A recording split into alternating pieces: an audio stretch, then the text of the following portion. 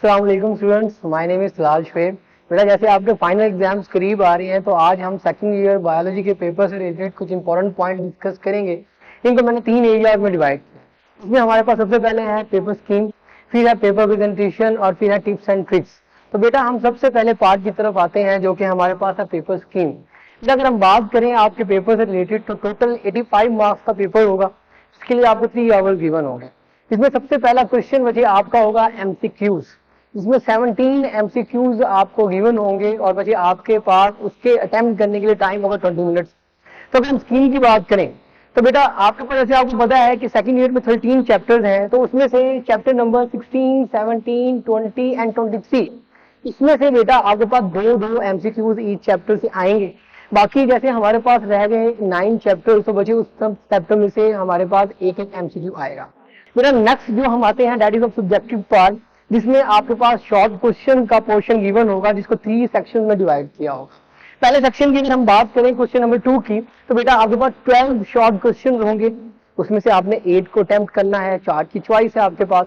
अगर हम बात करें उसमें चैप्टर्स, किस चैप्टर से वो क्वेश्चन आएंगे, तो बेटा वो चैप्टर नंबर 15, 16 से आपके पास 3 शॉर्ट क्वेश्चन और चैप्टर नंबर 18, 26 और 27 इससे बेटा आपके दो शॉर्ट क्वेश्चन आएंगे इन चैप्टर से। फिर नेक्स्ट सेक्शन हमारे पास है क्वेश्चन नंबर 3 शॉर्ट क्वेश्चंस का। इसमें भी बेटा आपके पास 12 शॉर्ट क्वेश्चन गिवन होंगे और आपने 8 अटेम्प्ट करने हैं। तो इसमें आपके पास किस तरह से चैप्टर से क्वेश्चन आएंगे, इसमें जो चैप्टर उस सेक्शन में शामिल होंगे बेटा वो है चैप्टर 17, 22, 23 एंड 25। और बेटा इन सारे चैप्टर से 3 शॉर्ट क्वेश्चन ईच आपके पास आएंगे। टोटल 12 शॉर्ट क्वेश्चन होंगे जिसमें से 8 अटेम्प्ट करने हैं।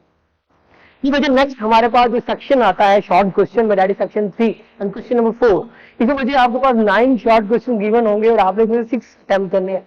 और इसमें हम चैप्टर्स की बात कर लें तो इसमें जो हमारे पास चैप्टर शामिल है बेटा वो है चैप्टर 19, 20, 21 और 24। और वजह इसमें चैप्टर नंबर 19 से 2 शॉर्ट क्वेश्चन, चैप्टर नंबर 20 से 3 शॉर्ट क्वेश्चन और इसी तरह चैप्टर नंबर 21 और 24 से दो शॉर्ट क्वेश्चन आपके पास आएंगे। पहले ये तो आपके पास हो गए शॉर्ट क्वेश्चन से रिलेटेड। मुझे नेक्स्ट पार्ट आपके पास आता है वैसे सब्जेक्टिव पार्ट में, वो है हमारे पास लॉन्ग क्वेश्चन। और लॉन्ग क्वेश्चन में आपके पास 5 लॉन्ग क्वेश्चन गिवन होंगे। हर क्वेश्चन का ए और बी पार्ट होगा जो कि आपने दोनों अटेम्प्ट करने हैं और इसमें आपके पास 2 क्वेश्चन की चॉइस होगी। मीन 5 में से आपने 3 अटेम्प्ट करने हैं, बट हर क्वेश्चन का ए और बी पार्ट आपने उसी का ही अटेम्प्ट करना है। ये नहीं करना कि क्वेश्चन नंबर 5 का आप ए अटेम्प्ट कर रहे हैं और क्वेश्चन नंबर 7 का आप बी पार्ट अटेम्प्ट कर रहे हैं। मतलब जो पेयर आप चूज करोगे आपने उसका ए और बी दोनों अटेम्प्ट करने हैं। तो अगर हम पेयरिंग की बात करें लॉन्ग क्वेश्चन की, इस बार स्कीम में लॉन्ग क्वेश्चन में बहुत सारा चेंजेस आई है लास्ट ईयर से रिलेटेड, हम वो भी डिस्कस करेंगे। जैसे हम बात करें क्वेश्चन नंबर 5 में आपके पास पेयरिंग होगी चैप्टर नंबर 15 और 21 की। क्वेश्चन नंबर 6 में आपके पास पेयरिंग होगी चैप्टर नंबर 16 और 25 की। क्वेश्चन नंबर 7 में आपके पास लॉन्ग क्वेश्चन आएगा 17 और 24 से। इसी तरह क्वेश्चन नंबर 8 में आपके पास आएगा 18 और 22 से। तो लास्ट क्वेश्चन है क्वेश्चन नंबर 9, वो आएगा 19 और 23 से। तो जैसे मैंने आपको भी बताया कि हमारे पास इसकी बार जो स्कीम है वो थोड़ी सी चेंज हुई है। वो कैसे चेंज हुई है कि इस बार स्कीम में लॉन्ग क्वेश्चन के अंदर चैप्टर नंबर 21 और 23 को इंक्लूड किया गया है। लास्ट ईयर ये हमारे पास नहीं थे, इनकी बजाय हमारे पास चैप्टर नंबर 20 और 27 इंक्लूडेड था, बट इस बार इसको स्किप कर दिया गया है और हमारे पास चैप्टर नंबर 21 और 23 आ गया। तो बच्चे इसमें स्टूडेंट को बहुत सारी डिफिकल्टीज हैं कि हमारे पास ये स्कीम में शामिल हुए हैं तो कौन सा इंपॉर्टेंट क्वेश्चन इसमें से आएगा। तो इससे रेलिवेंट अगर मैं आपको बताऊं कि अगर आपने कोई पेयर चूज करना है तो उसकी हेल्प के लिए मैंने आपको इस पूरी स्कीम को समराइज किया है बेटा, कि जैसे हमारे पास 13 चैप्टर हैं, मैंने आपको हर चैप्टर के अकॉर्डिंग ये बताया है कि हर क्वेश्चन से, हर चैप्टर से कितने मार्क्स का हमारे पास पेपर आएगा। बेटा हम स्टार्ट करते हैं सबसे पहले चैप्टर से, चैप्टर नंबर 15 से। तो हम देखें तो उसमें 1 एमसीक्यू, 3 शॉर्ट क्वेश्चन और एक हमारे पास लॉन्ग क्वेश्चन आएगा और टोटल 11 मार्क्स का पेपर है। इसी हम बात करें चैप्टर नंबर 16 की, तो बेटा 2 एमसीक्यू, 3 शॉर्ट क्वेश्चन और एक लॉन्ग क्वेश्चन हमारे पास आएगा और टोटल 12 मार्क्स का पेपर आएगा बचे इसमें से। फिर हम बात करते हैं चैप्टर नंबर 17 की, तो 17 की बात करें तो उसमें से हमारे पास बचे 2 एमसीक्यू, 3 शॉर्ट क्वेश्चन और एक लॉन्ग क्वेश्चन आएगा और टोटल हमारे पास 12 मार्क्स का पेपर आएगा। मुझे आप देख सकते हो हमारे पास जो पहले 3 चैप्टर्स हैं 15, 16, 17 ऑलमोस्ट बचे इसमें 30+ मार्क्स का पेपर आ रहा है। तो आप देख सकते हैं कि हमारे पास मेजर पोर्शन कवर हो रहा है आपके पहले 3 चैप्टर से। तो बात करते हैं नेक्स्ट चैप्टर की वेटेज की, चैप्टर नंबर 18। तो बेटा इसमें एक MCQ, 2 short question, 1 long question, तो टोटल हमारे पास 9 मार्क्स का पेपर आएगा। इसी तरह बेटा हम बात करते हैं चैप्टर नंबर 19 की, तो चैप्टर नंबर 19 से भी हमारे पास एक एमसीक्यू, 2 शॉर्ट क्वेश्चन और 1 लॉन्ग क्वेश्चन आएगा बेटा, और टोटल हमारे पास 9 मार्क्स का पेपर है। इसलिए चैप्टर नंबर 20 की, जैसे मैंने आपको बताया कि लास्ट ईयर ये हमारे पास लॉन्ग क्वेश्चन की स्कीम में शामिल था, बट इस बार इसमें से सिर्फ 2 एमसीक्यूज और 3 शॉर्ट क्वेश्चन आएंगे और टोटल हमारे पास बचे 8 मार्क्स का पेपर आएगा। इसी तरह हम चलते हैं अपने नेक्स्ट चैप्टर की तरफ, जो कि है हमारे पास चैप्टर नंबर 21। इसमें बचे हमारे पास एक एमसीक्यू, 2 शॉर्ट क्वेश्चन और 1 लॉन्ग क्वेश्चन आएगा, टोटल 9 मार्क्स का पेपर आएगा इसमें से। फिर बचे हमारे पास नेक्स्ट आता है चैप्टर नंबर 22। चैप्टर नंबर 22 में से बेटा 2 हमारे पास एमसीक्यूज आएंगे, 3 शॉर्ट क्वेश्चन आएंगे और 1 लॉन्ग क्वेश्चन आएगा, और हमारे पास इसमें से 12 मार्क्स का पेपर आएगा। आप देख सकते हैं अभी तक हमने जितनी स्कीम देखी है उसमें हमारे पास मैक्सिमम मार्क्स 12 है एक चैप्टर से, जो कि हमारे पास चैप्टर नंबर 16, 17 एंड 23 से आ रहा है। तो बच्चे नेक्स्ट हमारे पास आता है चैप्टर नंबर 24। उसमें हमारे पास एक एमसीक्यू, 2 शॉर्ट क्वेश्चन और 1 लॉन्ग क्वेश्चन आएगा बेटा, और इसमें से हमारे पास 9 मार्क्स का पेपर आएगा। फिर हम बात करते हैं बच्चे चैप्टर नंबर 25 की। इसमें भी हमारे पास एक एमसीक्यू आएगा, 3 शॉर्ट क्वेश्चन और 1 लॉन्ग क्वेश्चन, और टोटल बच्चे इस चैप्टर की वैल्यू बनती है 11 मार्क्स। फिर बात करते हैं चैप्टर नंबर 26 और 27 की। जैसे कि आप देख सकते हैं कि 27 लास्ट ईयर लॉन्ग क्वेश्चन के लिए इंक्लूडेड था, बट इस बार चैप्टर नंबर 26 और 27 दोनों से एक एमसीक्यू और 2 शॉर्ट क्वेश्चन और 5 मार्क्स का बचे पेपर आ रहा है, और टोटल 10 मार्क्स का पेपर इन लास्ट 2 चैप्टर से बन रहा है।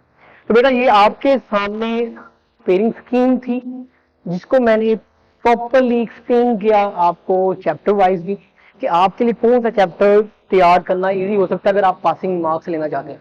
बट अगर आप बच्चे फुल मार्क्स अटेन करना चाहते हैं तो उसके लिए आपको कोई चीज नहीं छोड़नी चाहिए, और उसी के लिए हम अपने नेक्स्ट पार्ट की तरफ चलते हैं, जो कि हमारे लेक्चर का सेकंड पार्ट था, जो हम डिस्कस करेंगे बेटा, दैट इज पेपर प्रेजेंटेशन। अगर बच्चे आप सबसे पहला काम अपने पेपर को ऐसे प्रेजेंट करोगे कि वो चेकर इंप्रेस हो जाए बच्चे, उसके लिए क्या क्या चीजें मेन चीज इंपॉर्टेंट है, उसी पेपर प्रेजेंटेशन में ही बेटा सबसे पहले हम चीज डिस्कस कर लेते हैं पर्सनल इंफॉर्मेशन की। जैसे कि स्टूडेंट्स क्या होते हैं कि अक्सर एक्साइटेड होकर, या अगर उनको पेपर आसान लगता है या उनको आता होता है, तो वो जल्दी में अटेम्प्ट करना शुरू कर देते हैं और अपनी पर्सनल इंफॉर्मेशन जैसे रोल नंबर, नेम वगैरह वो लिखना वो भूल जाते हैं। तो बेटा ये काम नहीं करना। सबसे पहले सबसे इंपॉर्टेंट चीज जिसकी वजह से आपको मार्क्स मिलेंगे, आपका रिजल्ट कंपाइल होगा, तो बेटा पर्सनल इंफॉर्मेशन मस्ट सबसे पहले आपने लिखनी है। तो हम बात करते हैं सबसे पहली चीज की, दैट इज मार्जिन लाइंस। तो जैसे ही आपको आंसर शीट मिलेगी, आपने सबसे पहले काम ये करना है कि उसके साइड्स पर मार्जिन लाइंस लगानी है, और वो मार्कर से यूज कर, मार्कर का प्रॉपर यूज करना है, ब्लू ब्लैक दोनों मार्कर यूज कर सकते हो आप। तो उसके बाद जो नेक्स्ट चीज आती है, जो कि आपके पेपर में सबसे इंपॉर्टेंट होती है, that is of proper heading. अब बच्चे आप एक क्वेश्चन अटेम्प्ट कर रहे हो और आप उसकी हेडिंग ही नहीं बता रहे हो, आप क्वेश्चन नंबर नहीं बता रहे हो, किस सेक्शन से बिलोंग कर रहा है वही नहीं बता रहे हो, तो चेक करने वाला कैसे चेक करेगा। तो बेटा इस डिफिकल्टी से आपने खुद को और चेकर को दूर रखना है। तो उसके लिए आपने बच्चे क्या करना है कि आपने प्रॉपर हेडिंग देनी है। Subjective part, question number 2 short question, इसका पार्ट नंबर 1, 2, 3 एक्सेट्रा वो आपने मेंशन करना है।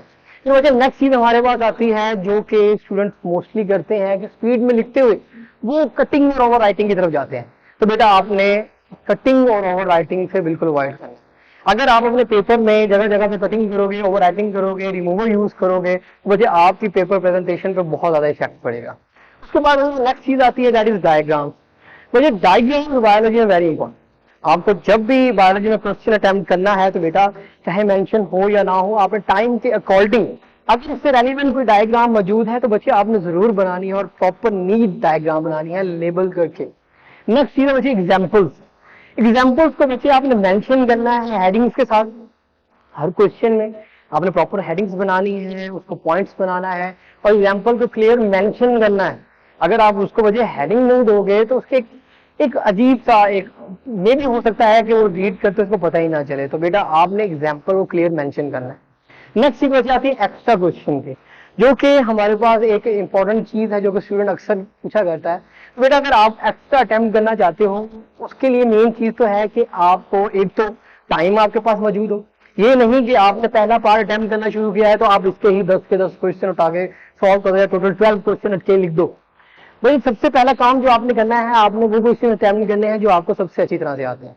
आप कोशिश करो कि प्रॉपर 8 वो चूज करो जो कि आपको प्रॉपर आते हैं, अच्छी तरह से आते हैं, आप उनको अटेम्प्ट करो। और अगर आप एक्स्ट्रा अटेम्प्ट करना चाहते हो, आपको लगता है कि इस क्वेश्चन में आप और अटेम्प्ट कर सकते हो, तो बेटा उससे स्पेस छोड़ लो, फिर लास्ट में जब टाइम बचेगा तो हम उसकी तरफ आएंगे। तो बच्चे नेक्स्ट चीज हमारे पास जो थर्ड पार्ट है, जो थर्ड पार्ट हमें डिस्कस करना था बच्चे इस लेक्चर से रिलेटेड या आपकी इस सारी एक्टिविटी से रिलेटेड, तो बच्चे वो हमारे पास टिप्स एंड टिप्स। तो सबसे पहली चीज जो कि आपको जैसे ही क्वेश्चन पेपर मिले, आपने बच्चे इसको प्रॉपरली रीड करना है। प्रॉपरली रीड करना है, अपने पास मार्कर रख लें आप, कि जैसे जैसे आप रीड करते जाए आप क्वेश्चन हाईलाइट करते जाएं कि ये आपने अटेम्प्ट करना है। जब जब आप एक बार उसको रीड कर लोगे प्रॉपरली, उसको हाईलाइट कर लोगे, और जब आप उसको अटेम्प्ट करने लगोगे कि आपको बहुत ज्यादा इसके लिए आसानी होगी। तो बच्चे उसमें हमारे पास मेन चीज क्या है कि आपने क्वेश्चन सिलेक्ट कर लिए, फिर नेक्स्ट चीज आते हैं स्पेलिंग मिस्टेक की तरफ। बच्चे हमारे पास बायोलॉजी में बच्चे अक्सर स्पेलिंग मिस्टेक्स कर देते हैं और बहुत ज्यादा स्पेलिंग मिस्टेक करते हैं, और हमारे पास यही कंसेप्ट चला हुआ है कि जी स्पेलिंग मिस्टेक करेंगे तो कोई ऐसा मसला नहीं होगा। पर बच्चे जब आप एक वर्ड का पूरा मीनिंग ही चेंज कर दो, प्रॉपर उसको स्पेलिंग ही गलत कर दो, तो वो चीज तो बहुत ज्यादा गलत है। तो आपने स्पेलिंग मिस्टेक को अवॉइड करना है। फिर चीज आती है हमारे पास लेबलिंग ऑफ डायग्राम।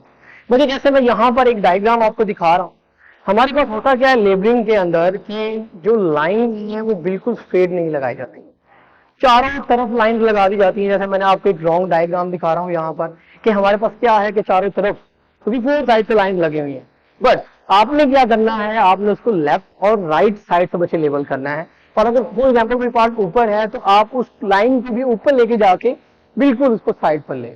तो लेबलिंग में आपने ये ध्यान करना है कि लाइंस प्रॉपर डायग्राम की साइड्स पर मौजूद हो, और ये बहुत एक इंपॉर्टेंट चीज है और एक बड़ा अच्छा इम्पैक्ट पड़ता है इससे। तो ये नेक्स्ट चीज आती है हमारे पास time management. Time management biology में बहुत ज्यादा इंपॉर्टेंट है क्योंकि पेपर काफी लेंथी होता है अगर आप प्रॉपर टाइम के अकॉर्डिंग ना चलाओ। जैसे कि हमने बात की आपके पेपर के लिए 3 आवर्स गिवन होंगे और टोटल हमारे पास इसके अंदर 180 मिनट्स हैं, जिसमें 20 मिनट तो आपके एमसीक्यूज के लिए चले गए, बाकी हमारे पास रह गए 160 मिनट्स।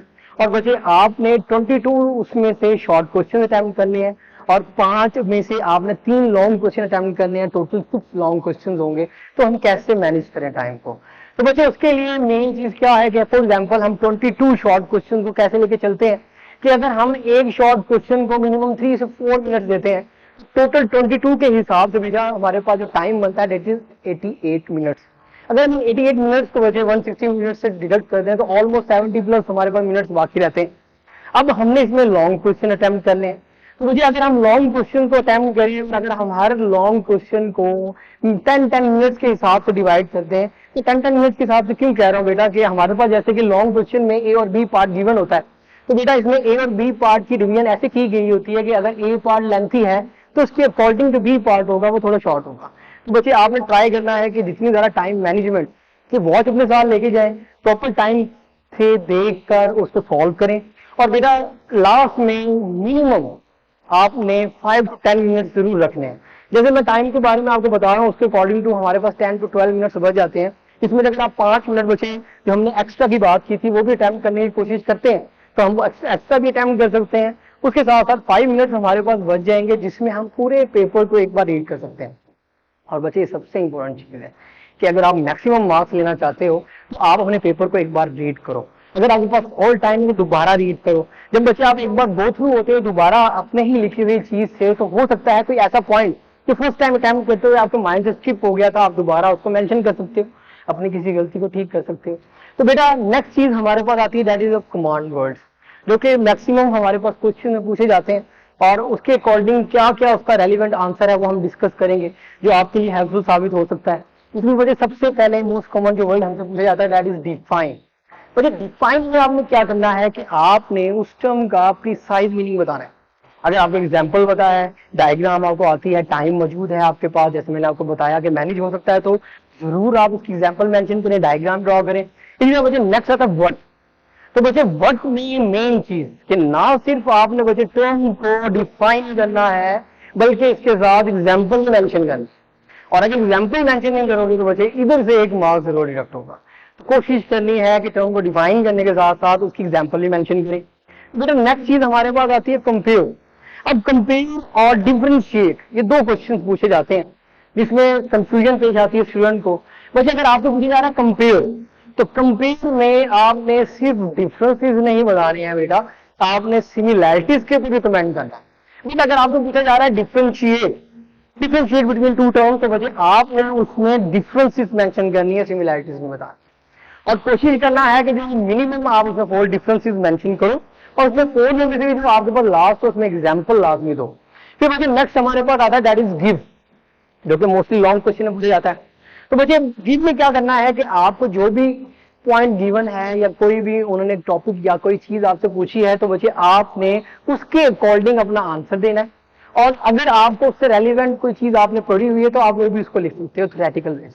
तो बेटा जैसे एसएल हमारे पास आ रहे हैं, उसमें पेपर पैटर्न में चेंजेस आ रही है, तो हो सकता है ये इधर भी अप्लाई हो, तो आप अगर अपने कॉन्सेप्ट को अच्छा करेंगे, प्रॉपर थॉरली पढ़ेंगे, तो आपके लिए ऐसे क्वेश्चन अटेम्प्ट करना बिल्कुल भी डिफिकल्ट नहीं है बेटा।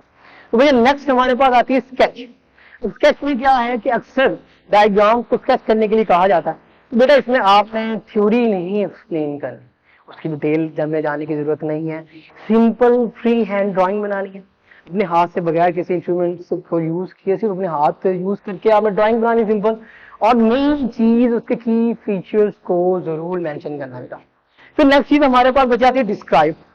डिस्क्राइब भी पूछा जाता है, जिसमें बच्चे आपने ना सिर्फ टॉपिक के मेन पॉइंट्स को डिस्कस करना है बेटा, बल्कि उनकी कैरेक्टरिस्टिक्स को और उनके फीचर्स को भी बताना है कि हमारे पास उस टॉपिक से रेलिवेंट उसकी क्या कैरेक्टरिस्टिक्स हैं, क्या उसके फीचर्स हैं, सिग्निफिकेंस, उन सारों को आपने बच्चे एक्सप्लेन करना है अपनी टर्म से। फिर हम बात करते हैं बच्चे नेक्स्ट जो हमारे पास आता है दैट इज डिस्कस। अब बच्चे डिस्कस, अगर आपको डिस्कस पूछा जा रहा है, तो बच्चे जो आपको टॉपिक गिवन होगा, कोई अगर इशू हो सकता है बायोलॉजी से रिलेटेड, तो बेटा आपने उस इशू या उस इशू सॉरी और उस टॉपिक को आपने डेप्थ में प्रॉपर स्ट्रक्चर वे में लिखना है, कि आपने पहले उसका इंट्रोडक्शन या डिफाइन है, या उसके बाद उसका बैकग्राउंड है, उसके बाद पूरे एक प्रॉपर वे में आपने उसको सॉल्व करना है। मुझे नेक्स्ट हमारे पास आता है एक्सप्लेन। अगर आपको एक्सप्लेन के बारे में पूछा जा रहा है, तो बेटा आपने अपने उस टॉपिक से रेलिवेंट अपने पर्पसेस और रीजंस को बच्चे प्रॉपरली एक्सप्लेन करना है, साथ उनके दरमियान में रिलेशनशिप और जो आपके पास एग्जांपल्स या एविडेंसेस है बेटा उसको जो सपोर्ट करते हो वो आपने क्लियर मेंशन करना है, और कोशिश करना है इन सबको आप पॉइंट्स की फॉर्म में लिखो प्रॉपर वे में हेडिंग्स के साथ मार्कर को यूज करके। फिर बच्चे नेक्स्ट आता है स्टेट।